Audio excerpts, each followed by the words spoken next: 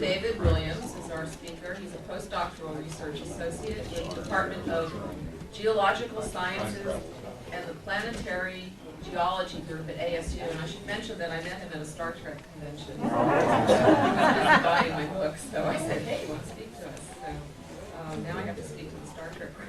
It's a trade-off, but he's a very interesting man. He served as the visiting, this is a really long explanation of bio here. Right, he teaches planetary, or studying planetary volcanology and just all kinds of very interesting things. And he's here to talk to us today about the Galileo mission to Jupiter, which I believe just finished. I remember hearing something on the news about, it's just about done now.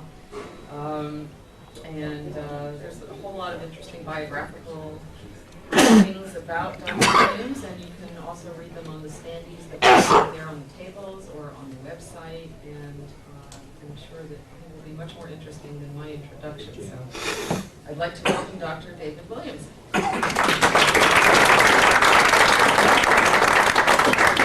Thank you very much. It's a pleasure to be here to talk to you about the thing that I've been working on most of the last 3 years, which is NASA's Galileo mission to Jupiter. And the way I'm going to discuss this particular mission is through a slide presentation. So if you guys can get the slides all set up. And I don't know if we may need to turn the lights out. We're going to move this one here. Ready? Watch your step. I'm going to walk over here so I can stand there.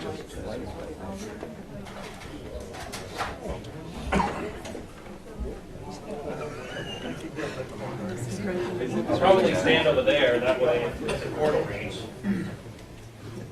So I'm not blocking anybody.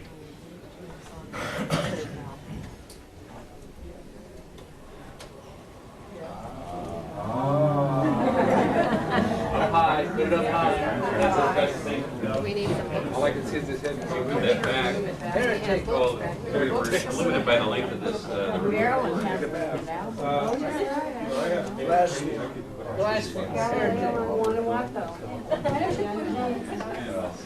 Yeah, I guess this will work if I stand over here, right? Then I can walk everybody else.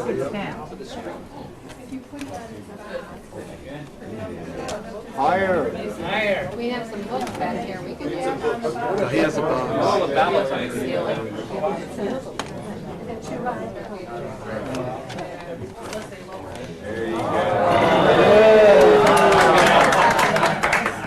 All right, that'll work.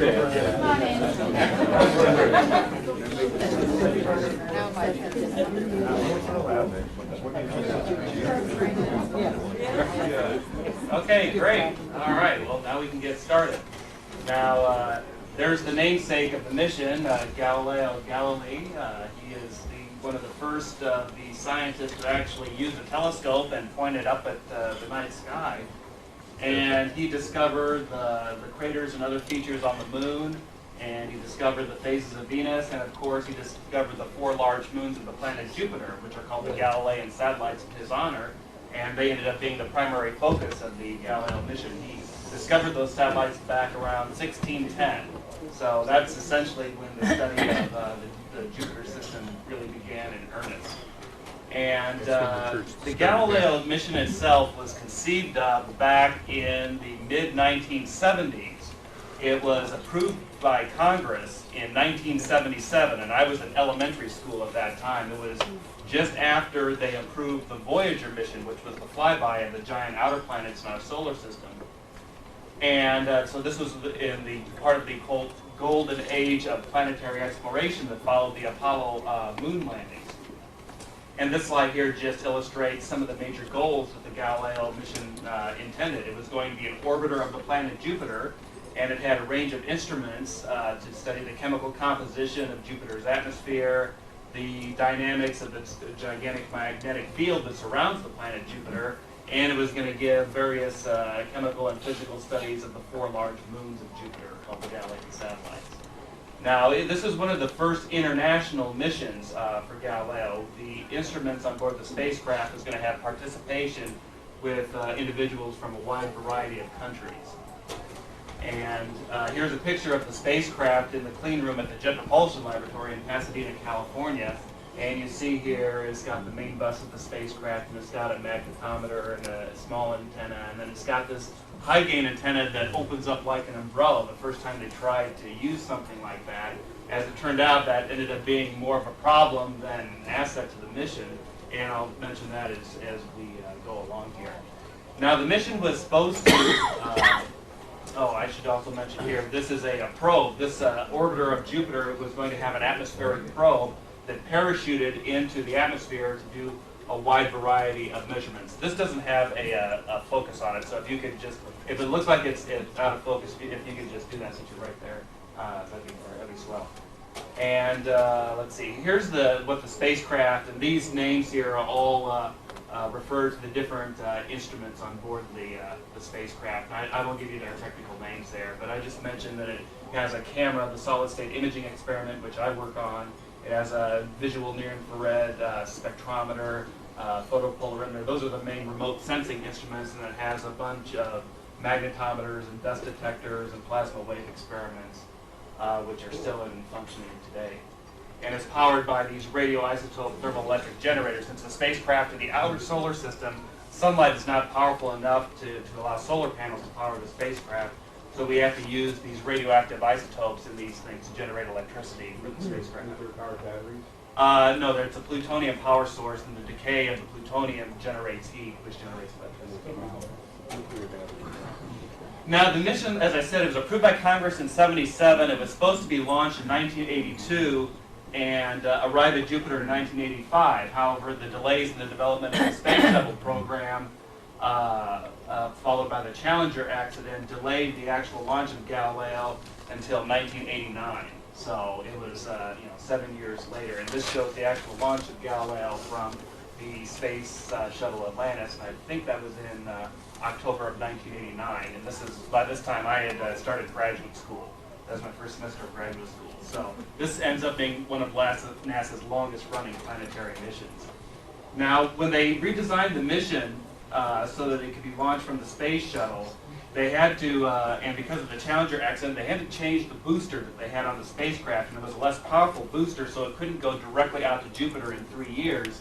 Instead, what they had to do was a series of gravity assist flybys, going by Venus once and the Earth-Moon system twice to gain enough energy to send it out to Jupiter. And it ended up, this tour through the inner solar system was a 5-year mission in and of itself.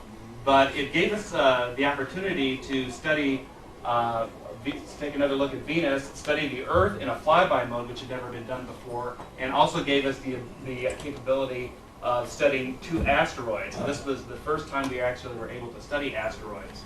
And it turned out that the spacecraft was going to be in a position to view the comet Shoemaker-Levy 9 impact into Jupiter. And that was the only spacecraft able to do that. So I'll just do a quick run through of the solar system here. Here's an infrared image from Galileo during the Venus flyby in February of 1990. And this was able to study some of the dynamics of the Venus atmosphere. The Venus's atmosphere is opaque. You can't see it with visible light, but if you use infrared, you can determine some of the dynamics of the cloud movements and the behavior of the clouds in Venus's atmosphere. In December of 1990, we flew by the Earth-Moon system, and I was working on my master's thesis on this data, and we were able to see part of the moon that you can't see with Earth. And if you were looking at the moon from Earth, you can only see the near side, and that basically comes around right over here. We were able to see onto the far side here with this multi-spectral imaging technique. And this is the Orientale Impact Basin. This is about 800 kilometers across. This dark area here is more of the lunar mare, the volcanic lava flows that fill the giant impact basins on the near side, also fill this far side basin. And can you see this yellowish pattern down here? This gave us confirmation of an ancient impact basin on the moon. This is called the South Polacan Basin, and it is 2,300 kilometers in diameter. It's the largest impact crater in the solar system. And using the instruments on Galileo and using other techniques in planetary science, we were able to study these ancient lava flows that fill some of these parts of the moon that we haven't been able to study from Earth before. And this graph just shows the differences in chemical composition and titanium content and the ages of some of these units. This is what the Earth looked like as Galileo flew by back in 1990, and it got a really good view of Antarctica down here. And you can see here the Antarctic continent and the clouds, and it's really quite a spectacular view. Now here's the asteroid Gaspra that we just studied in, let's see, I think it was February of 1991, and this is a series of views as it got closer and closer to the asteroid, and this is the first spacecraft view of an asteroid. And we noticed how rocky it is. It does have impact craters on the surface, and it is very irregularly shaped. Here is during the second Earth-Moon flyby. This is the Earth-Moon family portrait in December of 1992. And we were able, in this flyby, the spacecraft actually came over the north pole of the moon. And the moon's north pole is located right about over there. And you can see basically this part over here from Earth, but we can't see this part over here. You can see these colors represent different chemical compositions. The dark blue, this is Mare Tranquillitatis, where Apollo 11 landed. The dark blue is very high titanium Mare. These lighter blues is less, and then these orangish colors are low titanium Mare flows here. One of the big questions was about some of this bluish stuff here. Was this actually volcanic, or was it some sort of an impact ejecta? You know, the material that's thrown out from an impact crater on the surface. And the blue color here indicated that these plains over here that are cratered are actually from impact ejecta and not volcanic deposits. And we did the same type of experiment looking at the lavas and things in this area to determine basically the range, the age of volcanism on this part of the moon. Are any of these slides up on the website? Some of them are on you can get on the Galileo website. Others are scientific data that have been published in papers. The Earth-Moon family is great. Mm-hmm. Here is Ida. This was the second asteroid flyby when we were finally on our way out to Jupiter. And this once again is showing the view as they got closer to the asteroid. And you can see once again it's irregularly shaped. It has impact craters on the surface. But we also discovered that it's possible for asteroids to have moons of their own. And this is Dactyl here. It's small. It's just a few kilometers in size. And here's, I think, the close-up view. And it's also very heavily cratered. But it was a big surprise that something as small as an asteroid, Ida is probably 30 to 50 kilometers long, but it can actually have a moon of its own, and it just has a regular orbit about the asteroid. And as I said, the next thing on our way to Jupiter, Galileo was in a position that when they discovered the comet Shoemaker-Levy 9 broke up into fragments, it was able to actually view the fireball as the fragments came in, and that's what these spots here. This is the H fragment from the comet as it was going into Jupiter. And of course, Earth-based telescopes showed the giant splotches, the damage to Jupiter's atmosphere when the comet fragments impacted in. And they lasted for several months before Jupiter's dynamic atmosphere removed them. First time an actual impact of one object into another planetary body was observed by man. Okay, here's the Galileo spacecraft, and this is an artist's painting showing what it might have looked like as it was slowing down into orbit around the planet Jupiter with the magnetometer boom deployed, and those are the power components there, and it's getting ready to inject the probe, it looks like. And this graphic shows the idea here is that the probe be entering at about 450 kilometers high in the atmosphere, I believe, and then as it shoots a parachute here and deploys its instruments, and it would just continue to sink down into the atmosphere until the pressure got so great it would crush the spacecraft. And there were a couple significant things that we discovered from this probe. I'm not a specialist in this, so I won't go into any detail, but the indications of how the atmospheric pressure changed with depth as we went down, so we were able to graph that.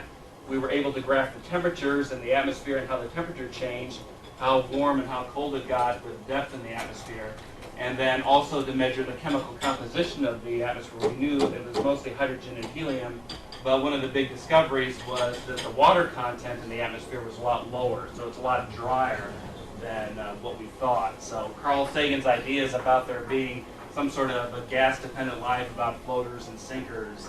If they were dependent at all on water, then it's very unlikely that something like that would occur.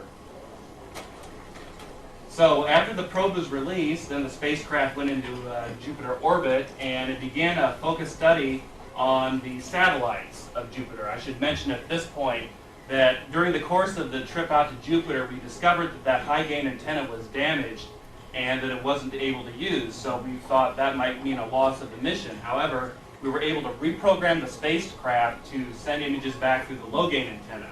What that means is we couldn't take as many pictures as we wanted because the data return rate through the low-gain antenna was so much lower.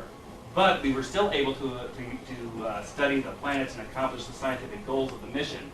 This is a graphic. This shows Mercury, Venus, Earth, and Mars along the top, the 4 terrestrial planets in the inner solar system. And these are several of the satellites. Here's Earth's moon. Here's Io, Europa, Ganymede, and Callisto, the 4 Galilean satellites of Jupiter.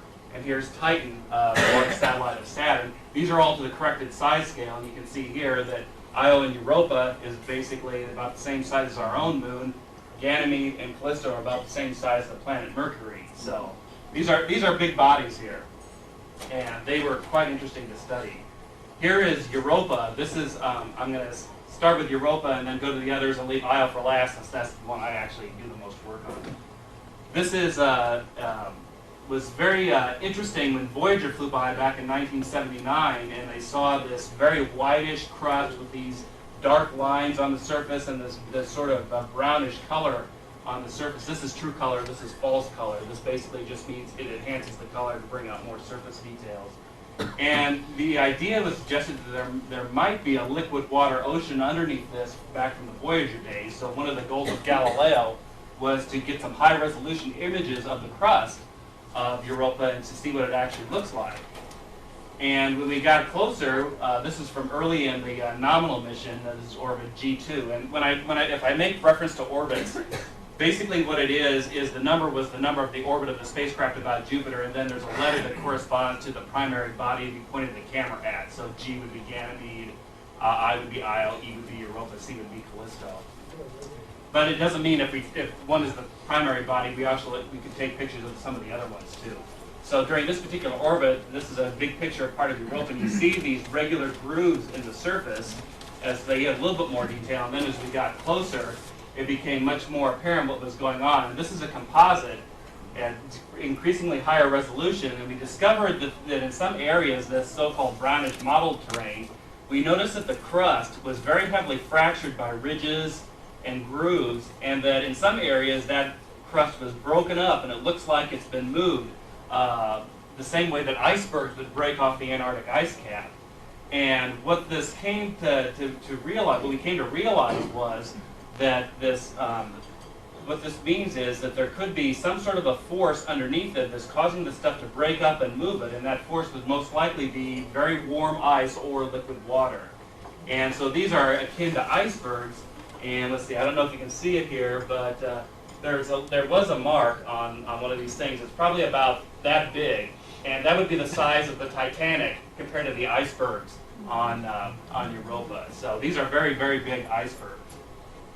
The brownish color here indicates organic materials, sodium salts, magnesium salts. So if you have liquid water, you have a source of heat, and you have organic materials, and you have all the ingredients for life. And it was later in the mission that the magnetometer on the Galileo spacecraft detected some electrical conduction inside Europa, and that's about as close as you can get to proof without actually seeing it with your own eyes, that there is some sort of a liquid water layer in the interior. So most of the scientific community is convinced there is some liquid water underneath this icy crust.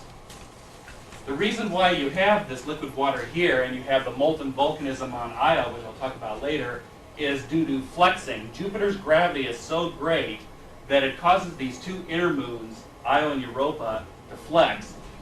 And they produce tides, and there's tides on the surface, rock tides on the order of 30 meters on Io, or 30 meters on Europa, about 100 meters on Io. And that flexing of the rock generates heat in the interior, which keeps the interior molten. For a rocky body like Io, that means you're going to have molten, volcanic stuff under the surface. For a body like Europa that's mostly ice, that means you're going to have a liquid water underneath the surface. And these are just close-up views of this fractured crust, and you can see in comparison to some of the icy mountains on Earth that there is some similarity there. And once again, these grooves, all these fractures are due to the breakage of the crust of Europa due to that tidal flexing, as we refer to it. This is the impact crater Silex here, where you can see this brownish material has been excavated from underneath the surface ice, so it's brought some of this salty material up onto the surface. And this is the idea that in the interior of Europa, it's either going to be warm convecting ice or I should say, that has a liquid water layer. So it's probably somewhere in between these two, where you have both liquid water and warm ice as you get into the interior. And here's Ganymede. This is the largest moon in the solar system. It's larger than the planet Mercury. And you see over here, this outer block is this little area that Voyager saw, and this shows you the increased resolution that Galileo was able to see.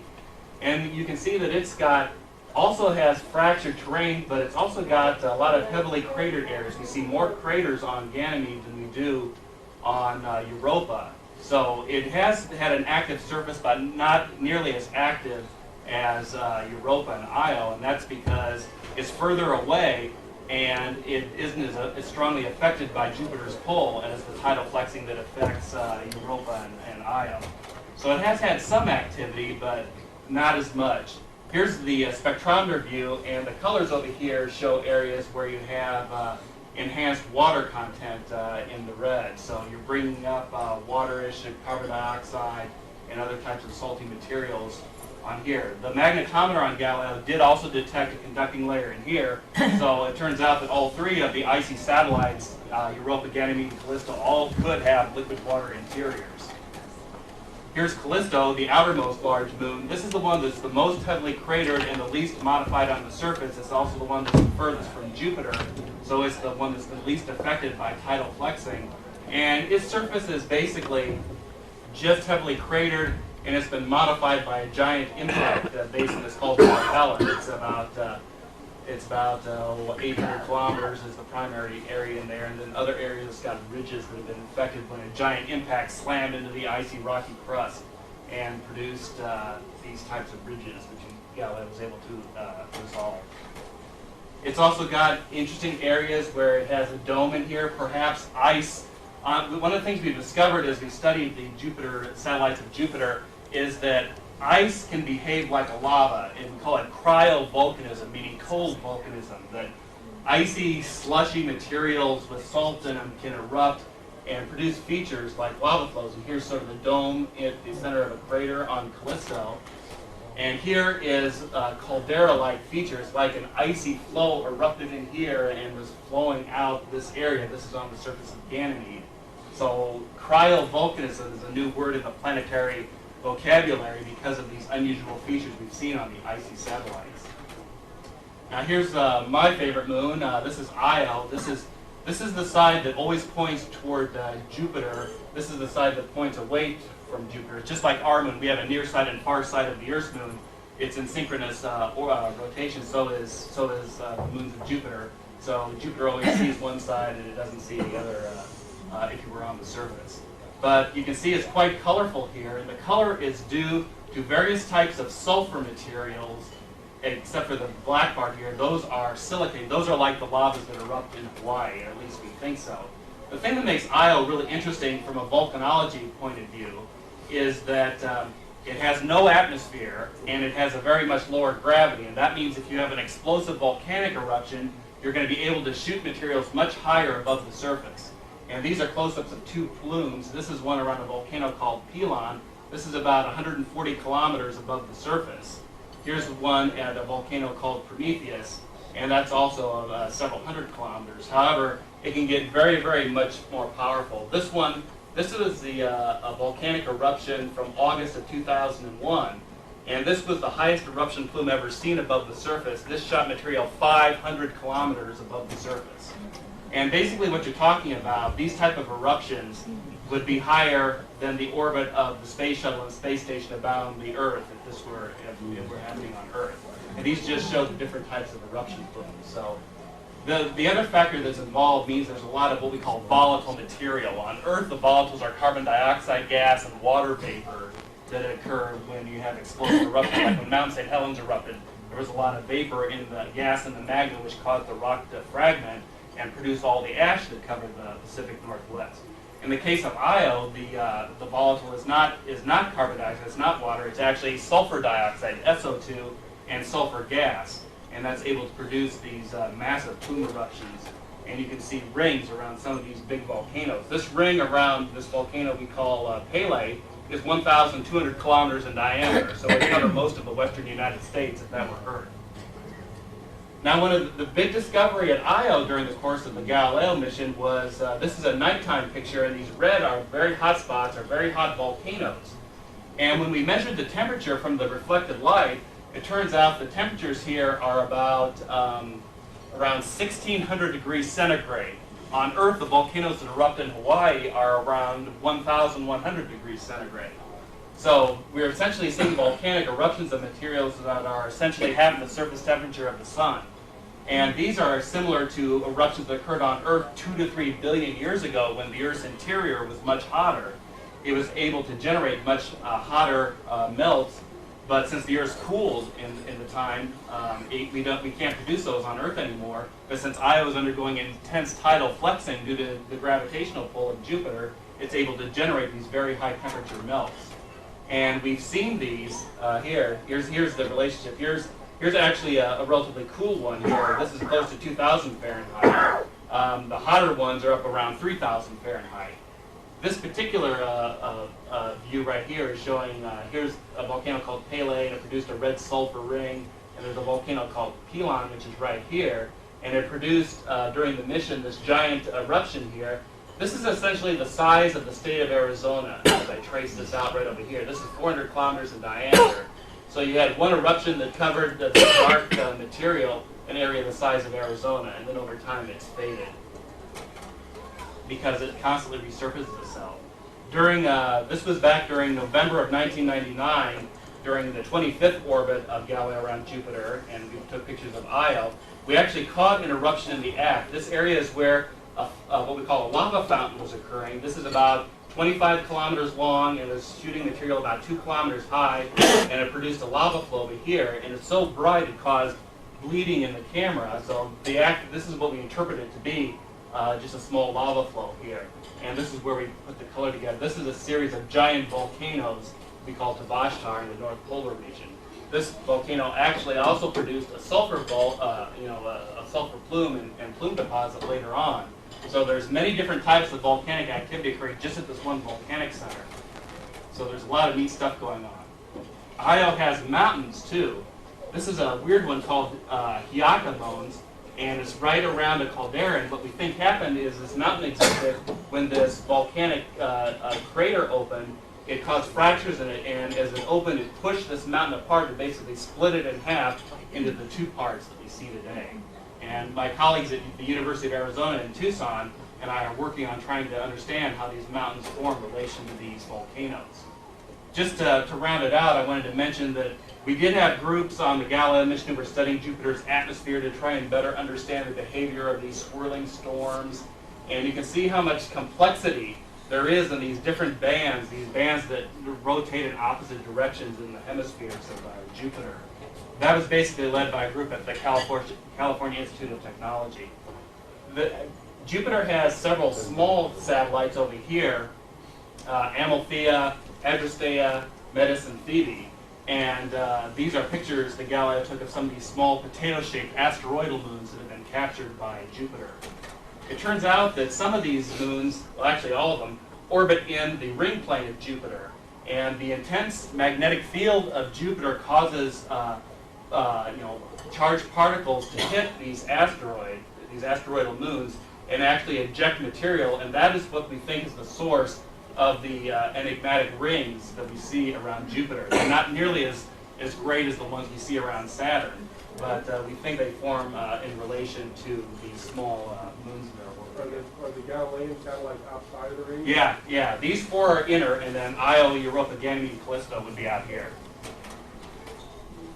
Now in 2000, December of 2000, the Cassini spacecraft, which is on its way to Saturn, flew by Jupiter for a gravity assist, and we had a unique opportunity to study Jupiter and its system using two spacecraft in the Jupiter system at the same time. Galileo in up close, Cassini further out, and we did a series of measurements. Cassini was able to measure. This is the Jupiter magnetic field. It was actually able to study it, and this is a color composite of the strength of the field. Jupiter is right over here, and this shows some of the field lines of how it behaves, and this is the size scale, 30 Jovian radii. So Jupiter has an extremely large and powerful magnetic field, which helped explain some of the unusual features we see. We looked at Io, and Galileo was up close, and Cassini was further away, but Cassini was able to view two eruption plumes around these two volcanoes I mentioned earlier, and these eruption plumes, these were several hundred kilometers high, and they were able to refresh these giant sulfur rings.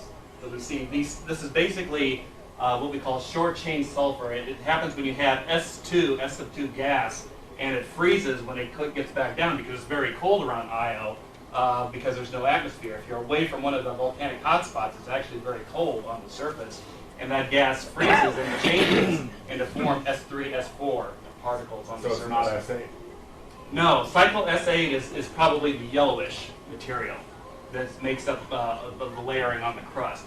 But sulfur has many different forms and different colors depending on its state. And over here I'm showing this. This is a series of color views of Europa. And I wanted to point out this one right over here. This is I-33. This was the last picture that was taken by the Galileo spacecraft in the Jovian system. This was in January of this year. And it basically completed our global color of Europa. And after that, we had one more flyby. And here, this is sort of a map of all of the Galileo mission. And here's launch, 89, Earth Moon 1, December 1990, December 1992, the Venus flyby in 1990, the asteroids. Jupiter arrival was in let's see, December of 1995. And here's the entire mission with all the numbers. And it goes from the first orbit all the way up to right about here is where we're at. Last Tuesday, we had the 34th orbit, which was a flyby of Amalthea.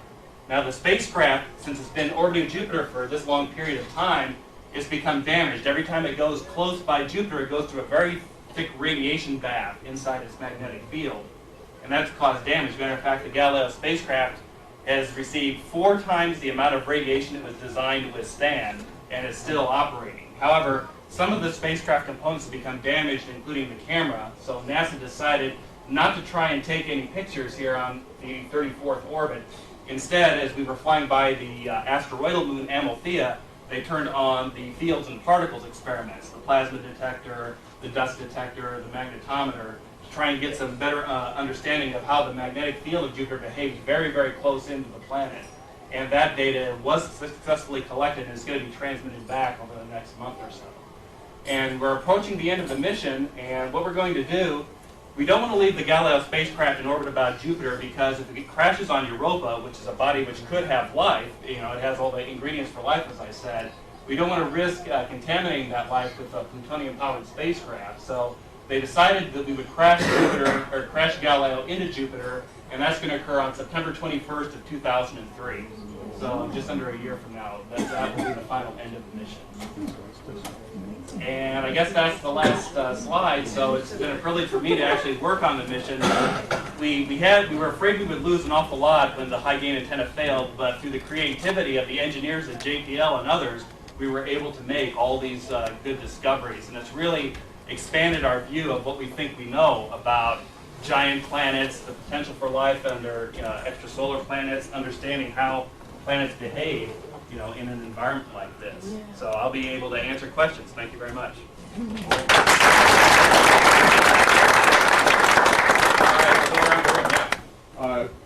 One, how frequent are is the volcanic activity on Io? And 2, can you speak to the size and power of the Jovian impacts? Let's see, the volcanic eruptions, there's multiple eruptions going on at any given time on Io. I don't know if we've ever determined exactly how many, because we can never study the whole planet all at once, but I'm sure right now there's many eruptions going on the surface. Maybe not a dozen, maybe more, I don't know, but they're going on. As far as the power of the impact, it depends on the size of the impactor when it's going in, because the more mass an asteroid or comet has, the more energy it's going to have.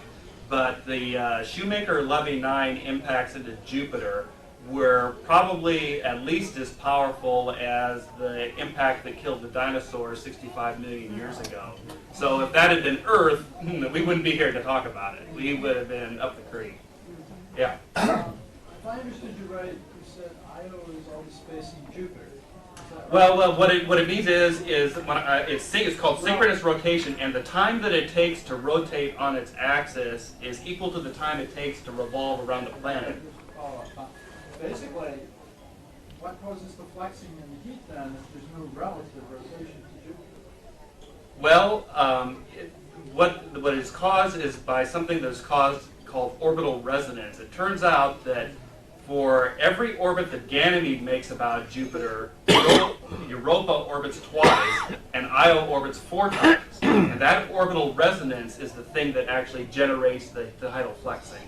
That's why Europa just has so much more, flexing going on. The rock tides on the surface are 100 meters high, and that just gives you some idea of how much heat is generated. Can you explain more what you mean by rock tide?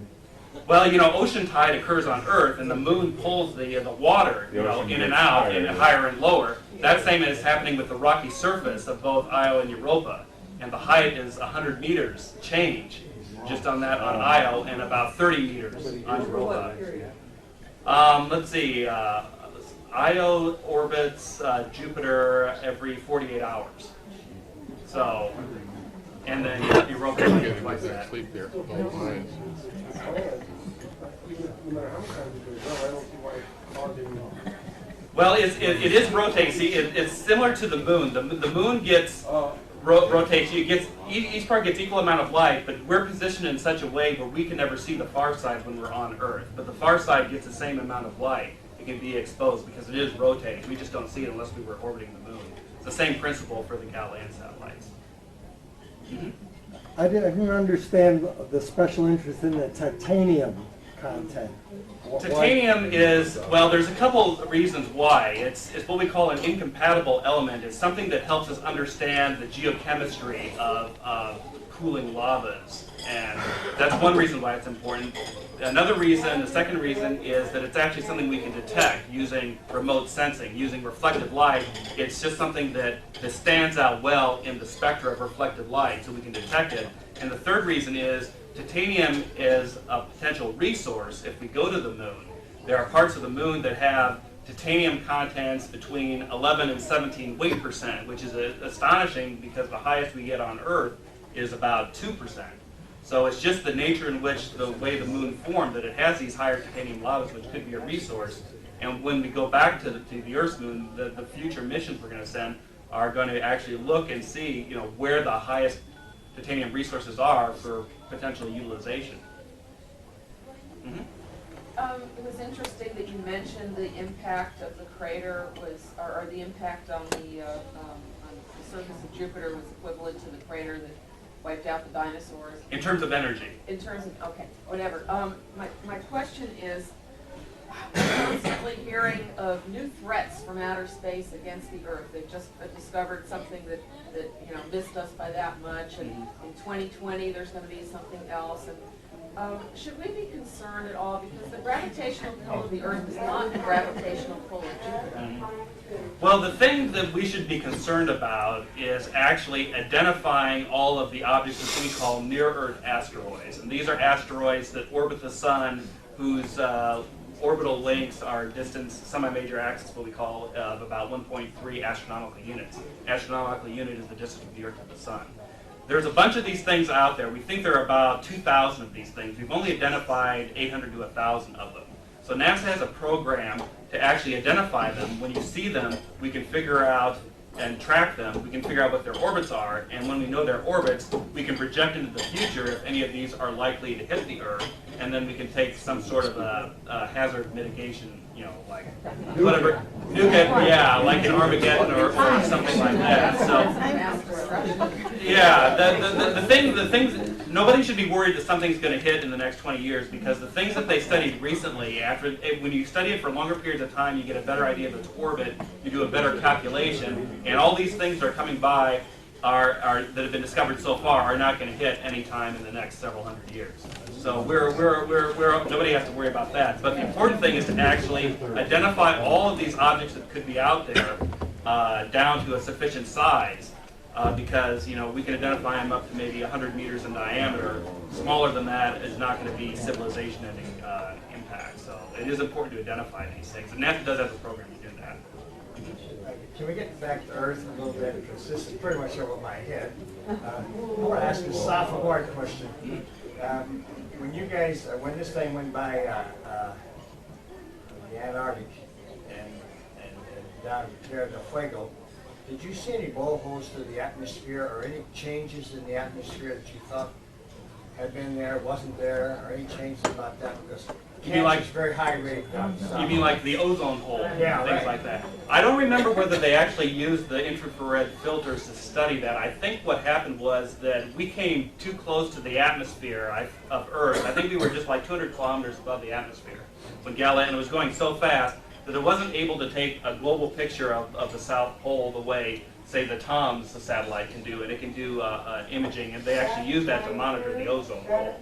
So just by the dynamics of the flyby, we weren't able to do that, but they did able to take good pictures of like part of the South American Andes, and Antarctica, as I showed, other things. The main point of that was sort of to calibrate the spacecraft cameras, because we wanted to make sure that the cameras worked properly before it got out to Jupiter. And the best way to do that is to take pictures of Earth, which is something we already have pictures of, to make sure that the instrument's working properly.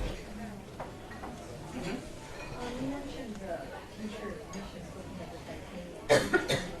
What are the future missions? Okay, the future missions, well, there's things that have already been on the books, there's things that are already on their way out there, like Cassini to Saturn. Cassini is a Saturn orbiter. It is supposed to do out at Saturn what Galileo originally was intended to do at Jupiter, so that's in progress. There's missions that are on the planning books right now. For example, next summer we're going to launch 2 rovers to Mars, and they're going to be a little bit larger than the Sojourner rover from the Pathfinder mission in '97. And they're going to have some unique capabilities to study the rocks and minerals. They have an arm on the rover, and they should be able to go farther. So that's like coming up. And then there's a bunch of missions that have been proposed that we would like to do.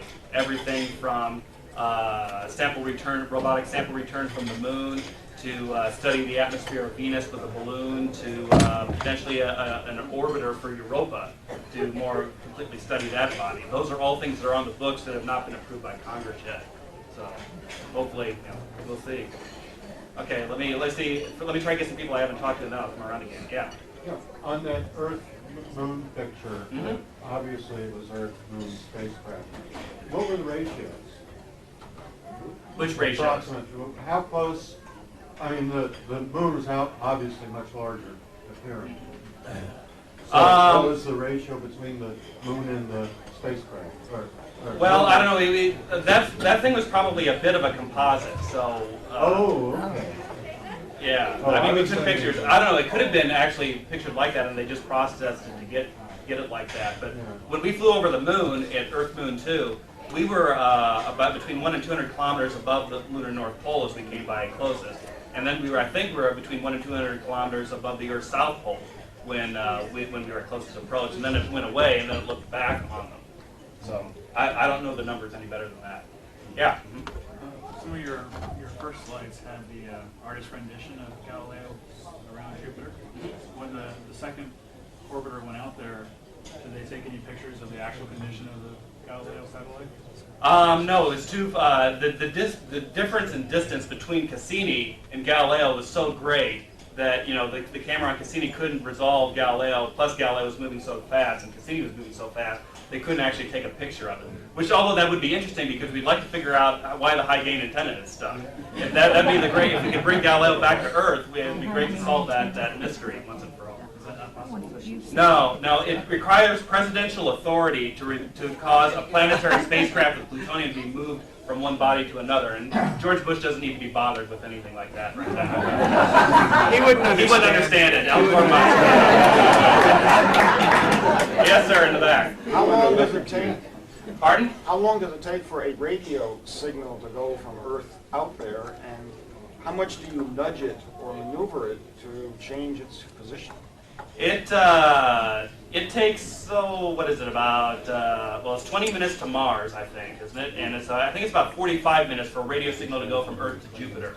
And what we have to do, the spacecraft has an onboard computer, and in the long period when it's away from Jupiter, in the long part of its orbit, we program the spacecraft with its instructions of what it's supposed to do, how it's supposed to maneuver the instruments in the spacecraft, fire the rockets, and what pictures each of the instruments is going to take. That's all pre-programmed on the spacecraft, so that when it gets in close, it actually just executes that program and takes pictures. So we don't try and manually control it from Earth. The only time that happens is if there's a radiation causes an upset to the computer, it sort of causes what we call a bus reset.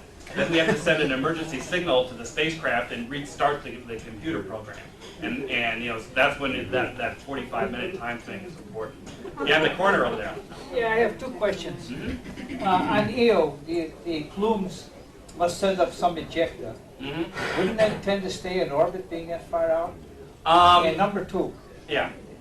if Jupiter were given enough time being a gas giant, would it condense down to where it would be more similar to the inner planets? Okay, the first question about the material, yes, some of the gaseous material that's ejected by the plumes does actually escape Io, and the entire orbit of Io around Jupiter is essentially a charged plasma field we call the Io plasma torus. And it's a place that has this ring of high energy particles, and Cassini was actually able to image it. They made a movie showing how the Io torus wobbles as it orbits Jupiter. So that is where some of the material, some of it does escape, a lot of it does, although the heavier it is, if it's got any rock in it, it's going to fall back to Io. Now as far as the gas giant itself, I don't really study gas bags, so I don't know, but that's the short answer. But I don't think, Jupiter's been called a failed star. It generates more energy than it receives from the sun. That's why its magnetic and radiation environment is so powerful and so damaging to spacecraft. What its ultimate fate is going to be, I don't think we know enough yet. I think it will probably eventually cool down as it loses heat. Perhaps that it will eventually condense down more to a terrestrial planet size. It would seem to me the logical thing that would happen. It wouldn't be rocky because it doesn't have any rock. No, it does have a liquid hydrogen core at its interior. A metallic hydrogen, actually. The pressure is so great that it actually transforms hydrogen into a metallic solid. No, as far as we know, it doesn't. So yeah, it might decrease in size, but I would imagine if it loses all of its heat eventually, you'll just have the gases freeze in solid. Hydrogen rocks. Perhaps, yeah. Yeah. And you, sir? Do the Middle East countries have any part of any of these space programs? Do the Middle Eastern countries have any part of it? To the best of my knowledge, there hasn't been any participation on the Galileo mission. There has been participation with European countries. There is some participation, I believe, of some Israeli scientists with some various NASA projects. And there are some scientists who come from Middle Eastern countries who emigrated to the United States who are involved in planetary. Matter of fact, Farouk El-Baz at Boston University was one of the leading scientists who helped plan the astronaut excursions on the moon during the Apollo programs. But as of right now, I don't think there is much participation of the scientists from Middle Eastern countries. Although I hear they're responsible for the turbine engine. Yeah. Planets that have water, and one of them you said had organic matter or something, are they doing any, are there any missions planned or any tests planned to find out if there is life That's a big dream right now. And what the scientific community would like to do, the best candidate would be Europa, which is the second large moon out. It's just a little bit smaller than our own moon. And there's a mission that we wanted to propose called the Europa Orbiter. And it would go into orbit, it would map the full surface of the planet during a month-long period. It would have an ice-penetrating radar to determine how thick the icy crust is. Because you need to know that before you can send down the next mission, which would be a Europa lander. This would be a device that would land on the surface. It would have some sort of a heat source that would actually melt down through the crust at the thinnest point, and then drop a robot submarine to explore the oceans and see if it would have life. However, the problem is that the radiation environment around Europa is so intense that you need to have radiation-proof computer circuitry to be successful. You need to develop an advanced propulsion technology to actually get into orbit around Europa because it's very difficult with the big gravity well of Jupiter. So the cost estimate on the Europa Orbiter mission is over $1 billion. And right now, the Congress isn't really interested in doing billion-dollar missions. And or something, definitely. Yeah. So you want a dumb question? There is no dumb question. You speak of the south and north poles of other planets. How do you assign the pole? How do you know what you're looking at within the south and north pole in space? What's north in space? Well, north in space, I mean, there's a plane called the ecliptic. All the planets, well, most of the planets actually orbit in that plane. The Earth orbits in that plane, and we've arbitrarily assigned north and south there. And then we use that same designation on the Sun and the other bodies too. Now, there's the planet Uranus has actually been knocked on its side. So when Voyager flew by, it was actually viewing the South Pole just by the way that the rotation was going. So it's sort of an arbitrary designation. Mm-hmm. The sum total of what you've been describing here is, of course, absolutely fascinating. However, there's not a growing, but a field of opinion that says none of it will have any foreseeable effect on human condition on Earth. That's all a money-wasting boondoggle. How do you respond to that? Well, I would respond by saying one fact that's unalterable is that the population of this planet is growing, and this planet itself has a limited amount of resources. Since physics tells us that it is not possible to travel, beyond stars at warp speed, with apologies to Gene because, I'm a big Star Trek fan too. That means that the resources in this solar system are what we have to build our civilization and to answer these resource problems that we have right now. So I would say the planets and moons and energy sources of the sun and other bodies in the solar system are the source of the materials which our civilization is going to need to survive. So we need to study them to understand what's out there, develop technologies to explore them will be things that we need to utilize these bodies if our civilization is to survive. That being the case, then, why not focus on the moon? This can be reached in 5 days, not countless years. Well, we're doing that too. I mean, it's the first step of understanding. I mean, one of the major fields of what we do is something called comparative planetology. By studying these other planets, understanding how they formed and evolved, we can then compare them to Earth and get a better idea how the Earth is evolving. For example, Venus, with its intense greenhouse effect, it started out like Earth, we think, and yet the place is a living hell. And it's because it has such a very thick CO2 atmosphere. Now, we're pumping tons of CO2 in the atmosphere, which is already causing global warming on our planet. Is there going to be some point where with all the CO2 we're putting in our atmosphere, where we pass a certain breakage and instead of a linear increase, it switches over to a non-linear and we very rapidly start turning into a Venusian environment?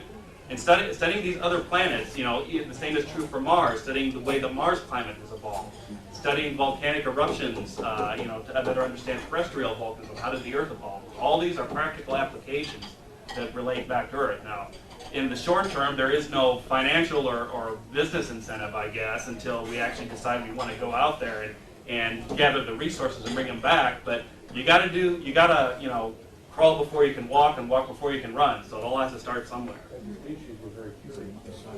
Well, you mentioned Gene Roddenberry. He was asked that question frequently, and he replied a lot that it was how could we not explore it? It's like saying we shouldn't have explored our planet. It's part of the human being, nature, to explore, to seek beyond, and you know, it's like saying Columbus should never have sailed to the New World. It's our genetic makeup. It sets us apart from the lower animals like Quest. George Bush. Yeah, we explored it and we came to this continent here, and you know, now we have the United States of America. I mean, in many ways, the greatest nation on earth. I mean, that's where it's from. Yeah. What have we learned about satellite design from our... Artificial satellite spacecraft design? Well, definitely we learned one thing. Don't have one of these umbrella type of antennas. It would have been an innovative idea, but if they didn't have to keep trucking Galileo on the back of the semi across the country every time they redesigned the mission there, then the things wouldn't have gotten stuck, you know, up there. But there's a lot of things that, see, it's more in terms of, I would say, with spacecraft design with our advancing technology, because Galileo basically has late 1970s technology. And the spacecraft we're launching now to Mars and to the other things are 1990s, you know, 2000 technology. Those instruments are just so much more capable. Galileo is powered essentially by a Commodore 64 computer powered by a 100-watt light bulb. And it's limited what it can do. You know, it's a testament to the engineers that it's been able to do as much as it has been. The computers and instruments we're putting on now are just so much more advanced. We've learned how to miniaturize, how to get more for less mass, because mass on a spacecraft is the key. You want to have the maximum amount of mass toward your science instruments and minimize your propellant and things like that. So that's probably the key thing, and that's an ongoing process that we're doing as we put more planetary missions out. Doesn't that higher integration make it more susceptible to radiation though? It can, and the way around that is by designing computer circuits that are more radiation resistant. And I don't quite know how they do that. I do know that there's a program at JPL called the X2000 rad-hardened circuitry, and that's what they need for the Europa orbiter, for any orbiter inside, you know, the Jupiter system. And for me, my mission that I want to see is an Io orbiter or an Io-specific mission. But we've got a lot of work to do before we can do that. So it's in progress. Yeah. They have to do similar things for the PV panels they stick on satellites, so they remain operative out in the radiation zone. Would you have any idea how much total data a mission like this would generate? It depends. We're getting to the point now that it's generating more and more, because you know, we had basically Viking to Mars and Voyager from the 1970s, 80s. And those missions, I don't know the numbers, but we thought quite a bit. And since then, since we had Magellan, which is the radar mapper of Venus, that had, I think, 2 to 3 times as amount as all the other previous missions combined. This was 1989 to 94. And since then, Galileo, it hasn't had as much because of the data return problem. But if you take Mars Global Surveyor, which has been in orbit Mars in between the laser altimeter, the Mars orbiter camera, and the thermal emission spectrometer, that's got, you know, enough data to fill several hundred CDs. And I know because I have them on my shelf in my office, and I haven't had time to look at them because it fills them up there. But you can expect that from the current Mars Odyssey that's orbiting Mars right now, and the Mars Reconnaissance Orbiter in 2005. Each of these orbiters, as we send them out there, when Cassini gets to Saturn with a fully functional high-gain antenna, it's essentially going to be a fire hose of data coming back. And that's going to go for at least 2 years. And we still are trying to figure out how we're going to handle all that data when it comes back. Because there's not enough grad students and other people to analyze all this. It's going to take years to analyze. Yeah? In other solar systems, would you expect different rules of physics to apply? Would they be the same? I would expect the laws of physics to be the same, and in terms of extrasolar planets, we've discovered around 100 of them now. And the thing that's interesting, that our current technology, we can resolve about Jupiter or larger size planets. And the thing is, we're discovering a lot of these Jupiter-like planets around other stars. We just discovered about 3 or 4 weeks ago, a stable Jupiter-sized planet in a binary star system, something that they thought was a contradiction of the three-body problem, but there it is. And the thing that we've learned from Galileo is that you can have moons of these Jupiter-sized planets that are potential biospheres for life. They have all the ingredients for it. So in my mind, that increases the likelihood that extraterrestrial life could exist out there with all these additional planets. Have there been studies made concerning the adaptability of human physiology to space travel? Yes, the Russians, well, the Soviets did a lot when they had their long-term program on their various space stations. That's part of the ongoing program that's going to be on the International Space Station, as I understand it.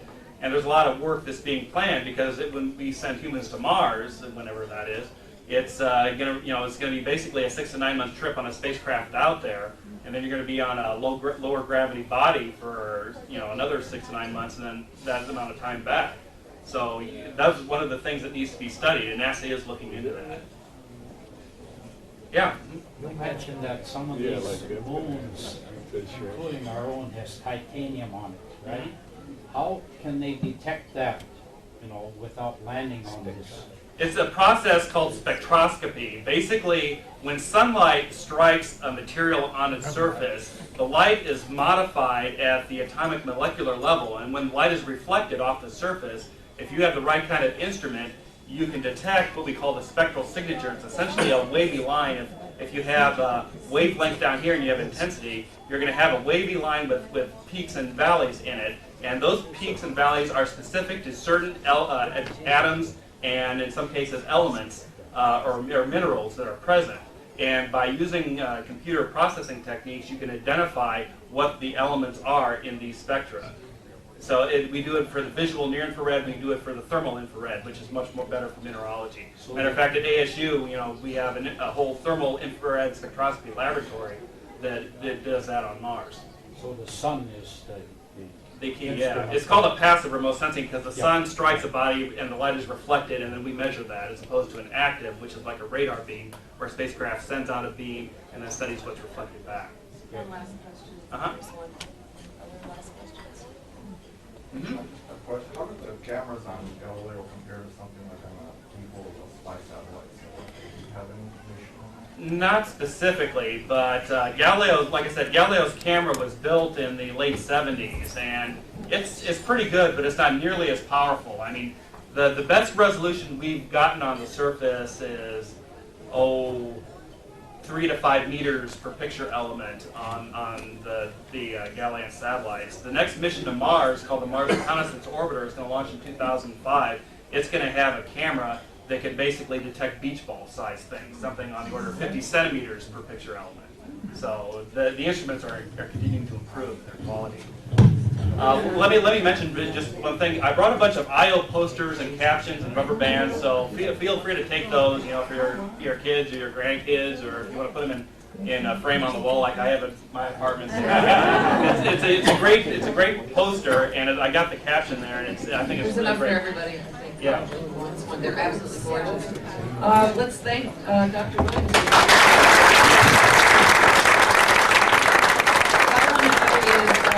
When are we going to have work done? When are we going to have? There are actually physicists who are looking into that. If you appreciate the Humanist Society of Greater Phoenix and would like to see more, then subscribe to our channel and check us out on Patreon. Links are in the description.